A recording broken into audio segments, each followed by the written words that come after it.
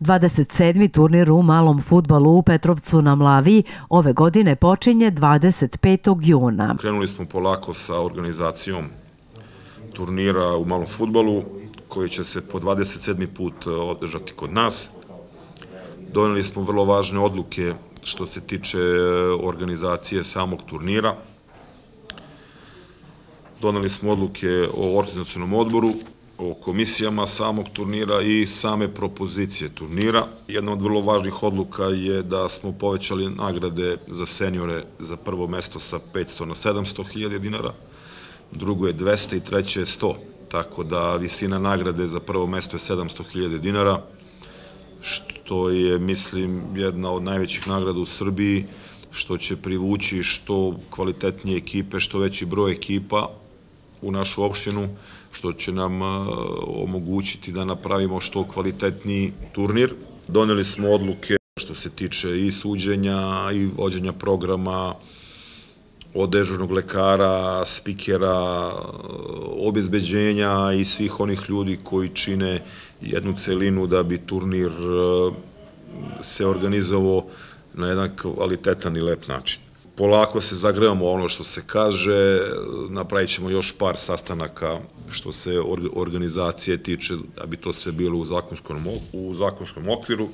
Počeli smo da radimo već i na okupljanje ekipa.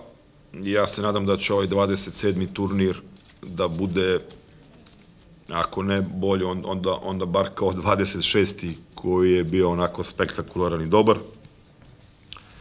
koji je okupio najkvalitetnije ekipe što Srbija ima.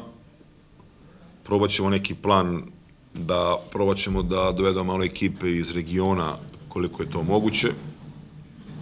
Ja pozivam ljude da nam se priključe, da budu deo turnira, kao svake godine, gde dnevno prođe po 1000 ljudi. Znači, turnir kreće 25.6.2022. godine, završava se 17.7.